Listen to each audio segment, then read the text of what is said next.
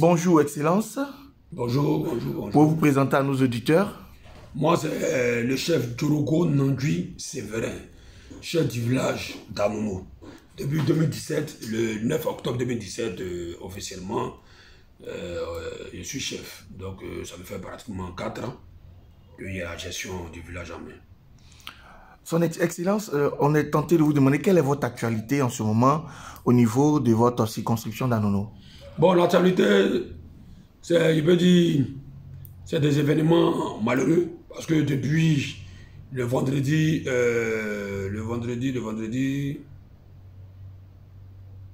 passé, ça veut dire une semaine. Aujourd'hui, c'est Le 20. le 20.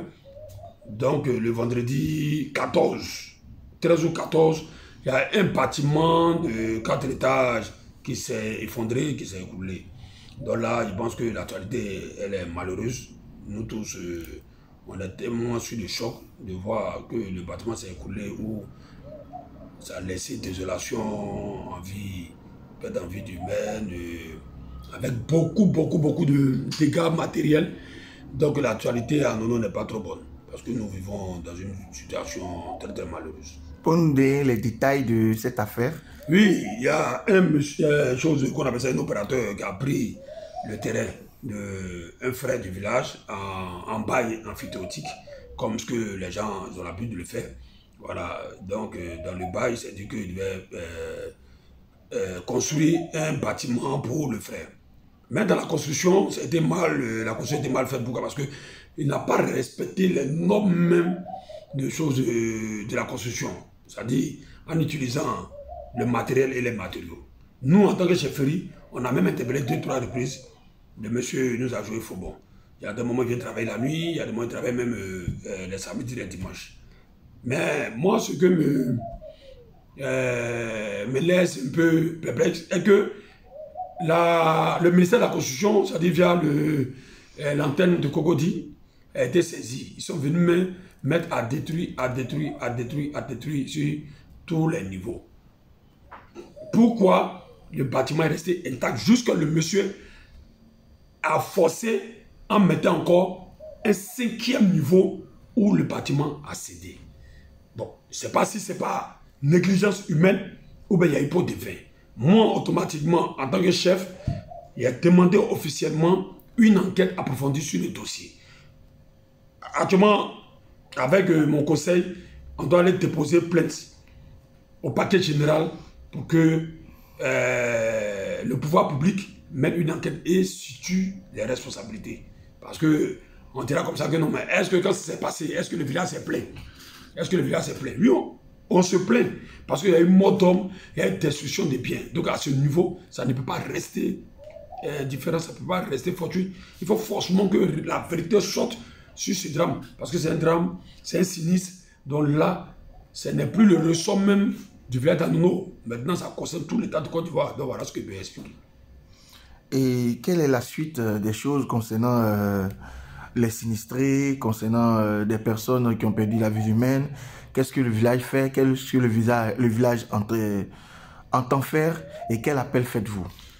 Nous, ce que nous on peut faire comme village, d'abord comme chefferie, dès le premier jour, on s'est rendu sur les lieux. On a même aidé même la population, aidé même les sapeurs-pompiers. D'abord, je loue beaucoup le courage de nos braves soldats de feu, sapeurs-pompiers, qui nous ont aidés d'abord à sauver des vies. D'abord, sur le terrain, on a sauvé assez de vies. Donc, nous, chefferie, on a beaucoup épaulé les familles endeuillées et les familles sinistrées. Nous sommes restés avec eux tout le temps, jusqu'à même aujourd'hui. On les a aidés dans leur quotidien parce que certains qui ont perdu carrément les maisons endommagées, certains même tombent à peine le soir, certains même, on est obligé de les aider en logeant dans les différentes familles. Surtout que nous sommes au village, on a les cousins, on a les frères, on a un peu, tout le monde peut là. Donc à ce niveau, ça a quand même, ça nous a aidé. Voilà, ça a beaucoup nous aidé. Mais en même temps, on lance un appel à toute la population ivoirienne. On lance un appel à l'État de Côte d'Ivoire. C'est un sinistre. Je pense bien qu'il y a des structures qui sont en charge de tout ce qui est sinistre. Exemple, le ministère de la Solidarité, le district d'Abidjan, la mairie de Cocody, l'Office national de la protection civile et les ONG. Donc, l'État de Côte d'Ivoire doit se pencher sur ce dossier. Je ne souhaite pas qu'on laisse carrément ce dossier à la chefferie d'Anono. On ne pourra pas tenir, parce que c'est un sinistre. Ce n'est pas tout juste un petit bâtiment, mais ce n'est pas tout juste un petit truc, je veux dire, quelque chose que le village même peut gérer. Non, ça c'est un sinistre. C'est quelque chose de très, très difficile. Parce que d'abord, en vie humaine, on a un point de au moins 15 décès. Donc déjà c'est trop.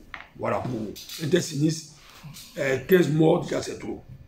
Les biens détruits, quand on fait le point de la situation, on a demandé de 300 à 400 millions comme biens détruits. Donc à ce niveau, est-ce que le village peut gérer toutes ces situations? Nous, on fait ce que nous, on peut faire. En tant que représentants de l'État de Côte d'Ivoire à Anono, nous qui sommes les premiers relais, voilà, les premiers relais pour que le relais soit directement. Donc, en même temps, je dis merci aussi à la mairie, à son premier magistrat, qui est le maître Cocody, le maire Yassé, qui ne cesse pas aussi de nous aider. Il fait tout pour que au moins toutes ces personnes, tous ces biens qui sont détruits, quand même on essaie de les aider. Depuis le vendredi, le maire était sur les lieux, sur le terrain, lui-même a constaté tout ce qui s'est passé.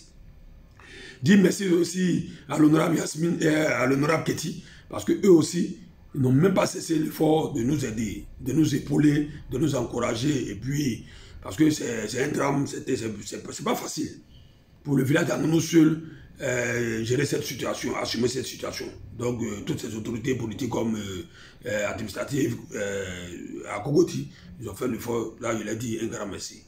Dis merci aussi aux sapeurs-pompiers qui ont tout fait au péril même de leur vie à sauver aussi des vies. Donc à ce niveau, il a dit aussi un très grand merci. L'État de Côte d'Ivoire, parce que toutes ces structures dont je cite, c'est les structures de l'État. Voilà, donc je dis aussi un grand merci à l'État de Côte d'Ivoire, dit merci au président de la République qui a accepté quand même de nous soutenir. Mais il faut qu'on aille au-delà. C'est-à-dire maintenant, le pied est passé. Maintenant, c'est à aider les sinistrés, à aider les parents, à aider les familles.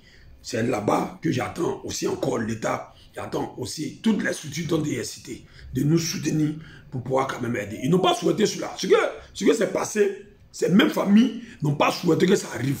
Donc si ça arrivait, ils pensent que c'est main dans la main qu'on peut les aider. Ils lancent un appel, ils lancent un élan de solidarité autour de ce dossier. C'est tout à fait normal.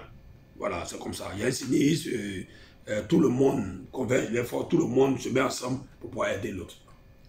Voilà, on dit, tes premiers parents, c'est tes amis. Tes premiers parents, c'est ton voisin. Voilà, c'est ce qui s'est passé. Ceux mêmes qui ont perdu la vie, ceux mêmes qui ont eu des biens détruits, ce n'est pas seulement les fils et filles d'Anono. Il y a tout le monde dedans. Voilà, il y a la CEDEAO, il y a les autochtones, il y a les allogènes, tout le monde est dedans. Nous, on est dedans, les autres aussi sont dedans. Donc il faut que tout le monde mette dans la main pour pouvoir quand même aider les sinistrés. Donc d'abord, Dieu merci. L'appel lancé pour l'effort et pour l'élan de solidarité, ce n'est pas tombé dans les oreilles du sourd. Je vous dis ça pourquoi? Parce que depuis hier, les 2 jours, il y a l'annonciature apostolique de Côte d'Ivoire, à travers le nonce apostolique, nous a adressé un courrier de réconfort, un courrier d'encouragement. Et il prie pour le village d'Anono, il prie pour la chefferie, pour que Dieu lui-même nous donne la force pour gérer cette situation. Je lui ai dit aussi un grand merci. Il y a un courrier qui va accompagner, mais déjà avec le courrier pour dire notre appel n'est pas tombé dans les oreilles du sourd. Je remercie l'annonciature, je remercie le nonce apostolique pour dire le Vatican même a pris acte de ce dossier à travers le Vatican, le nonce apostolique. Je lui dis aussi un très grand merci. En même temps, dire merci à une dame que toute la Côte d'Ivoire aussi connaît, Madame Simone Eve Babo. Dès que le drame s'est produit, et puis la chefferie officiellement a lancé aussi un message à toute la nation, un message de solidarité. Madame Yves Babo n'est pas restée indifférente. Elle nous a adressé un courrier de compassion. Elle aussi, à ce niveau, il lui dit aussi un très grand merci. Dieu merci, à partir, à travers elle, je pense que tout le monde va se mettre aussi dans le dossier pour pouvoir aider le village d'Anono. C'est vrai. Je l'ai dit encore un grand merci. Il y a le courrier qui va se suivre. Mais je demande à toutes ces personnes, il y a un numéro qui est là. Il y a une commission. On a créé une commission de crise qui est en charge de tout ce dossier par rapport à l'élan de solidarité. La commission, le comité se trouve au sein même de la chefferie d'Anono. Donc pour tout renseignement qui viennent à la chefferie d'Anono, pour ensemble, main dans la main, pour nous aider à sauver d'abord tous les blessés. Parce que jusqu'à là, il y a parlé de perte en vie humaine, mais il y a moins une vingtaine de blessés qui sont au CHU d'Angry. Donc c'est tous ces efforts-là que nous avons besoin pour pouvoir aussi les aider. Payer les médicaments, les soutenir, pour qu'au moins moralement, eux aussi soient prêts. Parce que psychologiquement, un tel drame, je pense que c'est très difficile. Voilà, donc d'actualité, voilà ce qu'on a comme dossier d'actualité. Il peut dire c'est un événement très malheureux. Donc à travers votre micro, à travers votre direct, il lance un appel carrément à toute la nation ivoirienne pour dire voilà ce qui s'est passé. Voilà, pour dire voilà ce qui s'est passé. Pour ce dossier, voilà ce qu'il peut dire. Concernant l'actualité nationale, nous avons perdu notre Premier ministre. Quel mot vous pouvez dire? En tout cas, c'était un coup dur pour moi, personnellement, parce que en 2018, le Premier ministre Ahmed Bakayoko, il est même invité à mon bureau. Il a accepté, dans l'humilité totale, le Premier ministre a accepté de venir à mon bureau. Donc déjà, le Premier ministre et moi, il y a un contact, il y a une familiarité entre lui et moi. Parce que par sa vision de développement, de gestion, lorsque le contact s'est créé, il est même présenté aussi notre programme de gestion, notre programme de développement. Il a tellement accepté pour dire oui, on vient d'arriver en tant que jeune déjà, voici ce qu'on peut faire pour notre communauté, voici ce qu'on peut faire pour notre village. À ce niveau, lui, il soutient ce projet, il y a tout son soutien. Il y a tout son soutien. Donc, sincèrement, ça peut être, sa mort a été un coup dur pour d'abord le peuple ivoirien, un coup dur pour le peuple d'Anono. En l'occurrence, moi, le chef du village d'Anono, parce qu'il y a une familiarité. Il a dit encore Yako à toute sa famille biologique, à sa famille proche, c'est-à-dire sa femme, ses enfants. Yako, condoléances à toute la nation ivoirienne, au président Alassane Ouattara, au gouvernement. Voilà, parce qu'il était le chef du gouvernement, dans tout le gouvernement, un Yako, à sa femme et ses enfants, à sa famille biologique, et puis à son parti politique. Donc à ce niveau, c'est ce que je peux dire. Parce que c'est douloureux, hein, on est obligé d'assumer, parce que c'est Dieu, lui seul, qui est l'éternel Dieu de l'univers et de la terre. Voilà ce que je veux dire. Votre mot de fin? Mon mot de fin est que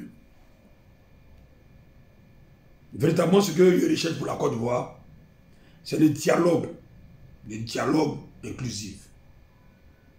Le dialogue inclusif, la réconciliation vraie, l'unité et la cohésion.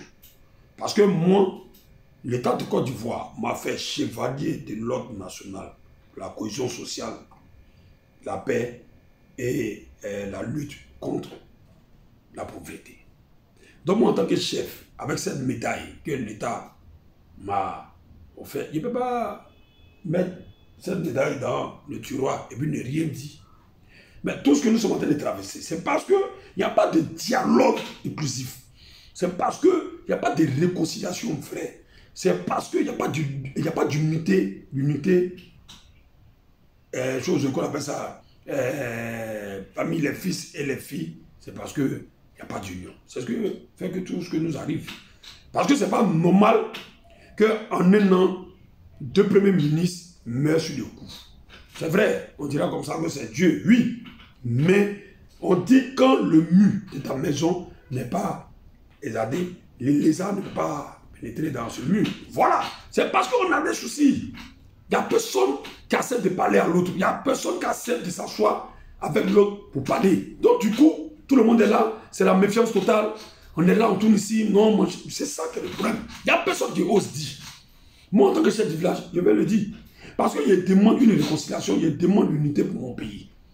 Est-ce que le pays va rester dans cette gangrène ou bien dans ce désordre?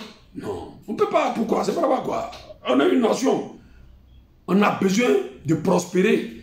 On a besoin de vivre ensemble. On a besoin de la cohésion, de l'unité. On a besoin de beaucoup de choses. Voilà.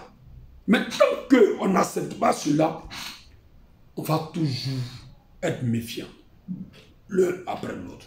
C'est tout ça qui crée des crises sociopolitiques. C'est tout ça qui crée toutes ces crises humanitaires. Moi, c'est tout ça là. Donc voilà un peu ce que je dis. Mon mot de fin est que je salue tout le monde. Aujourd'hui, est samedi. C'est un week-end. Regardez-moi comment je suis. Voilà, je me suis mis en démembrement. C'est-à-dire qu'il faut te mettre dedans pour pouvoir défouler un peu. Mais c'est la politique ivoirienne qui secoue toute la nation.